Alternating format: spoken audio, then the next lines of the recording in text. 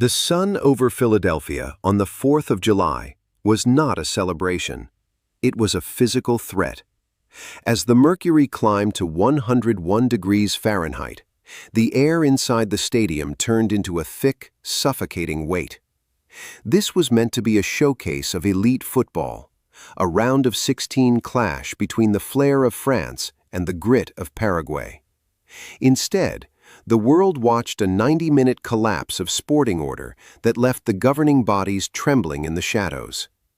By the final whistle, the beautiful game had been stripped of its dignity and replaced by something primal, ugly, and dangerously out of control. It was the night FIFA's worst nightmare became a televised reality. We are told that numbers never lie. In the modern era of hyper-analytical sports coverage, we rely on data to tell us the truth about what we just witnessed. But if you look at the official stat sheet from this match, you are looking at a work of fiction. The official count recorded 13 fouls for Paraguay and 11 for France. On paper, it looks like a standard, slightly physical contest between two competitive sides. It looks balanced. It looks fair. That is the first great deception of this catastrophe. Those 13 fouls represent only the moments when the whistle actually blew. They do not account for the off-the-ball strikes, the cynical trips, or the systematic dismantling of the French creative players that went entirely unpunished. The true number of infractions committed by the South American side likely doubles the official count. Yet the most damning statistic is not the foul count, but the card count. Paraguay, despite turning the pitch into a combat zone, finished the match with 0 yellow cards, not 1. France, the team being hunted, walked away with 3. Manu Kone, Bradley Barcola, and Michael Olise all found their names in the book. This is the statistical impossibility that exposes the rot at the heart of the officiating.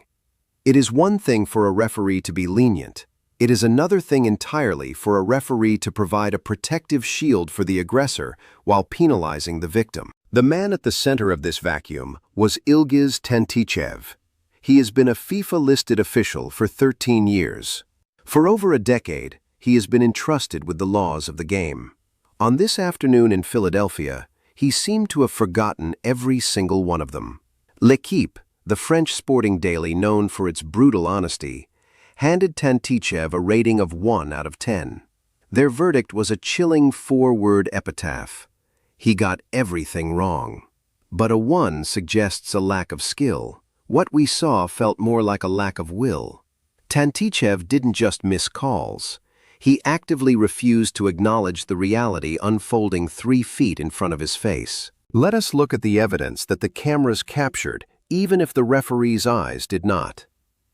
Early in the match, André Kubis launched himself into Adrien Rabiot. It was a challenge that ignored the ball entirely, a straight-line sprint into the man's shins. The impact was audible in the front rows. Tantichev watched it, signaled play on, and offered nothing more than a casual shrug. Shortly after, Juan José Cáceres lost possession to Kylian Mbappé. His response was a petty, calculated swipe at the Frenchman's ankles long after the ball was gone. It was a clear act of frustration, a textbook yellow card in any professional league on earth. In Philadelphia, it was treated as a ghost. The violence then moved from the legs to the upper body. Matias Galarza decided that the best way to handle Jules Koundé was to drive a hand directly into the defender's face. Later, as Mbappé was breaking clean toward the goal, Galarza swung a trailing arm into the striker's path, a cynical move designed to disrupt his rhythm without the risk of a tackle. Again, the whistle remained silent. Perhaps the most flagrant violation occurred when Gabriel Avalos dropped a heavy elbow into the ribs of Dayo Upamecano. This wasn't a contest for a header. This was a deliberate strike delivered while the play was moving away. It was a red card offense caught on high-definition replay, Yet Tantichev acted as if he were a bystander who had wandered onto the grass by mistake. This was not just dark arts or South American passion. Those are the polite euphemisms we use to excuse bad behavior. This was a systematic attempt to injure and intimidate, sanctioned by the silence of the official. When Michael Olise finally had enough and gave a small tug to Galarza's shirt, the Paraguayan player flung himself to the turf with the theatricality of a dying man. Tantichev, who had ignored elbows and throat strikes all afternoon, suddenly found his whistle and his yellow card. He rewarded the diver and punished the frustrated. In that moment, the integrity of the match didn't just bend, it shattered. The pundits in the studio, usually tasked with maintaining a level of professional neutrality, could not contain their disgust. Joe Hart, a veteran of the game's highest levels, called the Paraguayan performance an absolute disgrace. He went as far as to say he would have dragged his own teammates off the pitch if they had behaved that way. Micah Richards pointed out the most tragic element of the afternoon. Paraguay didn't need the violence. They were a well-organized, disciplined defensive unit. They had already knocked out Germany. They had the tactical tools to compete, but they chose to use a different set of instruments. Thomas Hitzelsberger was even more direct, stating that no neutral observer could have a shred of respect for what they had done. Context is vital here. We have to understand the environment that allowed this to happen. The 101-degree heat was not just a statistic. It was an active participant. At that temperature, the human brain begins to lose its ability to regulate emotion and make rational decisions. The players were cooking. The turf was radiating heat back into their faces. This is exactly when a referee is supposed to exert the most control. You stamp your authority early. You show a yellow card in the 10th minute to tell everyone that the rules still apply in the furnace. You lower the temperature of the match because you cannot lower the temperature of the air. Instead, Tantichev allowed the heat to boil over. He let the fouls accumulate without consequence, sending a clear message to the players: anything goes. Contrast this with Michael Oliver's performance in the Canada versus Morocco match earlier that day. Oliver saw the tension rising and issued 6 yellow cards before the halftime whistle. He grabbed the game by the throat and forced it to behave. Because he did his job early, the second half was a showcase of football. Because Tantichev refused to do his, the second half in Philadelphia was a street fight. The climax of this absurdity arrived when substitute Desire Du embarked on a brilliant individual run.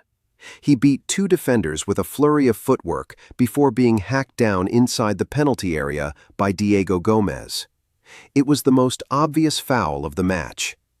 Tantichev, staying true to his theme of the day, waved it away. He was prepared to let a clear-cut penalty go uncalled in a knockout match.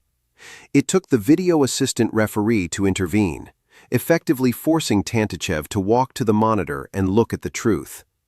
Even then, he moved with a strange reluctance, as if being asked to acknowledge the obvious was an imposition. When he finally pointed to the spot, the chaos reached its peak. The Paraguay players swarmed him, screaming in his face without fear of repercussion. Gustavo Velasquez took the opportunity to use his boot to scuff and ruin the penalty spot, a piece of gamesmanship so blatant it usually earns an immediate booking. Tantichev stood there, helpless, eventually having to physically rebuild the spot with his own hands before Mbappe could step up. It was a humiliating image for a FIFA official, a man literally digging in the dirt because he had lost the respect of every player on the field. Mbappe eventually scored, sending the goalkeeper the wrong way and securing the 1-0 victory. It was his 7th goal of the tournament, a statistic that puts him in the rarefied air of Lionel Messi. But the victory felt heavy. Afterward, Mbappe's comments were laced with a sharp, defensive wit. He noted that Paraguay expected France to show up in tuxedos, but they quickly realized the French knew how to play in the mud as well. Didier Deschamps, ever the diplomat, refused to publicly slaughter the officiating, but his actions spoke louder than words. In the final minutes, he instructed his two most physical players to act as a human shield around Mbappe, fearing that the South Americans would try to break the star striker before the whistle blew. This wasn't a series of isolated mistakes. It was exactly how the system was designed to work when the guardians of the game fail to show up. When a referee loses the plot, the players revert to their most basic instincts. Survival replaces skill. Thuggery replaces technique. FIFA's nightmare isn't just a bad call or a missed offside. It is the total loss of the illusion that the game is being governed. For 90 minutes in Philadelphia, the rules of football were merely suggestions. The fact that this happened on the world stage, in a market FIFA is desperate to conquer, makes the failure even more catastrophic for their brand. The aftermath was swift and told the final story. FIFA, an organization that usually protects its officials with a wall of silence and bureaucratic jargon, suspended Tantichev almost immediately. There was no defense offered. No differing interpretations were cited. They knew that what had happened in Philadelphia was an indefensible stain on the tournament. They pulled him from the rotation because to keep him there would be to admit that the governing body no longer cared about the safety of its players or the integrity of its product. But the suspension of one man does not fix the underlying problem. The question remains, how does an official with 13 years of experience collapse so completely? Was it the heat? Was it the pressure of the Philadelphia crowd? Or was it a fundamental failure in how FIFA trains and selects its officials for high-stakes matches? We want to believe that the World Cup represents the pinnacle of the sport, not just for the players, but for the arbiters of justice. When that belief is shattered, the game itself starts to feel hollow. The fans who paid hundreds of dollars to sit in the 101-degree heat didn't get to see a masterpiece. They saw a survival horror movie played out on grass. They saw players like Rabiot and Upamecano lucky to walk off the pitch without broken bones. They saw Mbappe, the greatest individual talent of his generation, being treated like a punching bag while the man with the whistle watched with cold indifference. This is the damage that cannot be undone by a simple suspension. It lingers in the minds of the players.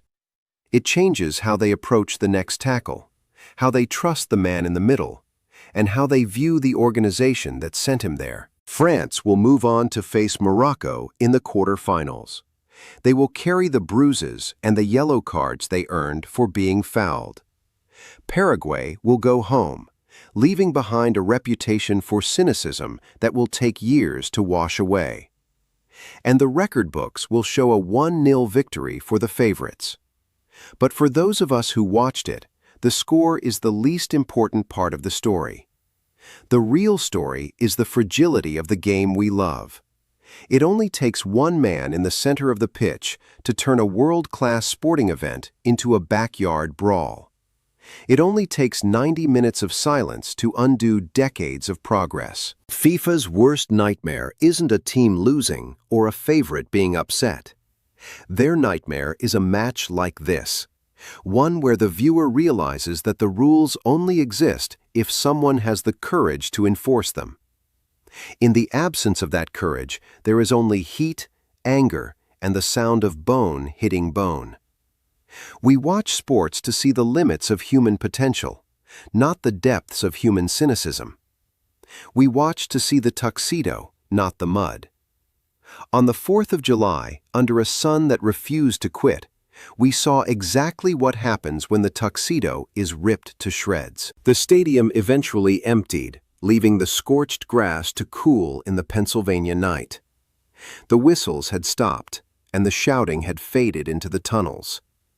But the images of unpunished elbows and the referee's blank stare remained etched into the tournament's history. It was a day where the numbers lied and the eyes saw too much. Football is a game of fine margins, but there was nothing fine about what happened in Philadelphia. There was only the realization that the game is much more fragile than we ever cared to admit. What remains is a quiet, unsettling question about the future of officiating in the world's biggest tournament. If a veteran official can fail this spectacularly, what hope is there for the consistency the sport desperately craves? We are left waiting for an answer that may never come. The heat has broken, but the fever remains. The beautiful game looked very ugly. Is anyone actually in charge?